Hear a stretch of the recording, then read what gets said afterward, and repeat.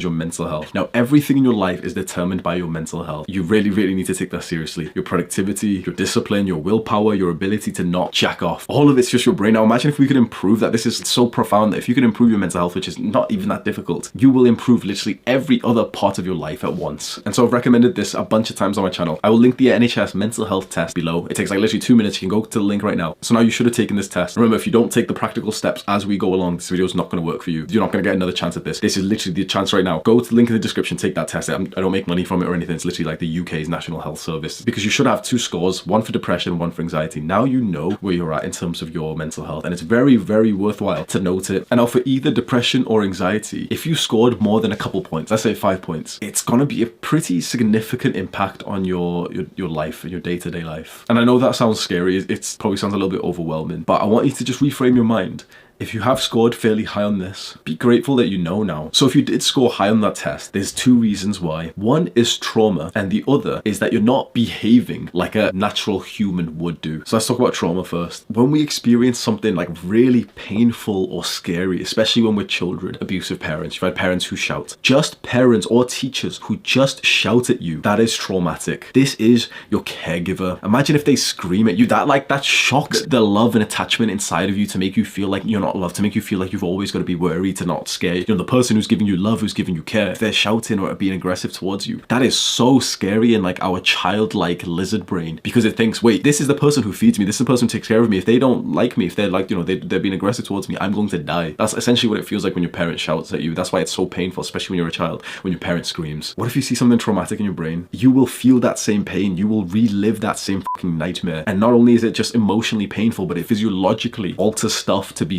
so detrimental to your health. You always have like a sense of stress if you've experienced trauma. Now, I will teach you exactly what to do to improve this, but there is that second aspect of having bad mental health. You know, you probably had high in the depression or anxiety. And the second aspect was that you don't live like a healthy, natural human. With modern technology, with social media, we're constantly getting told, no, look, here's someone who's got a 6-pack. You don't have a 6-pack. Oh, there's another guy who's got a 6-pack, and this guy's got a fit girl next to him, and this guy's got another girl. Like, we spend all of our time inside on these screens, and you're literally like a victim of this right now. I've used certain tactics to keep you watching. I've made you invest into this video. You know, my name's Hamza, and I help men with their self-improvement, but honestly, the truth is this is my fucking business, and I need you to keep watching so I can pay the bills. So I learn how to, like, you know, keep up people's attention by saying certain words, and to make you invest in a certain way, and to look at you in a certain way, and to like portray myself in a certain way with the shit that I wear, the jewelry and everything. It's all calculated, and I'm new to this game. If there's one thing that's helped me the most, it was what's called dopamine detoxing. And dopamine detoxing is about taking a step back from the modern world, from modern technology. And it was a beautiful experience, and I'm actually finding it tricky to go back into it now. For so long, I was like the monk of us. I was the guy who wasn't watching YouTube. I was the guy who's like living like internet free.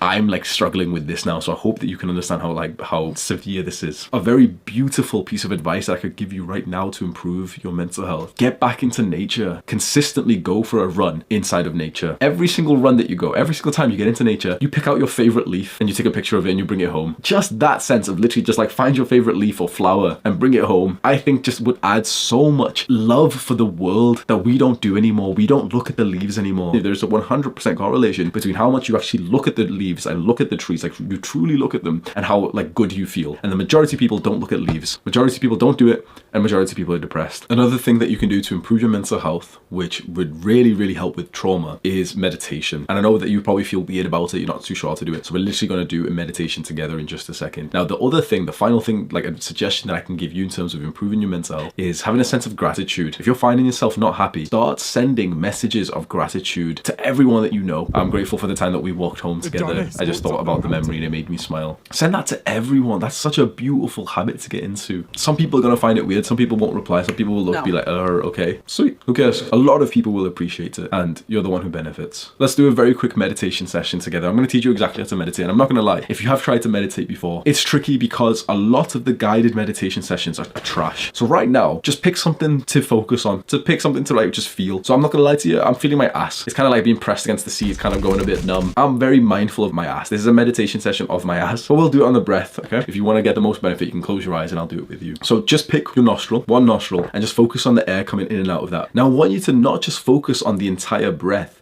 but instead focus on each and every, let's say, millisecond, let's say even less than a millisecond, whatever like the smallest unit of time is. Stay your focus there. Within literally a second, your mind would have started to generate thoughts. Essentially, you actually lost that focus on your nose. Like if we left you for 5 seconds to focus on your breath,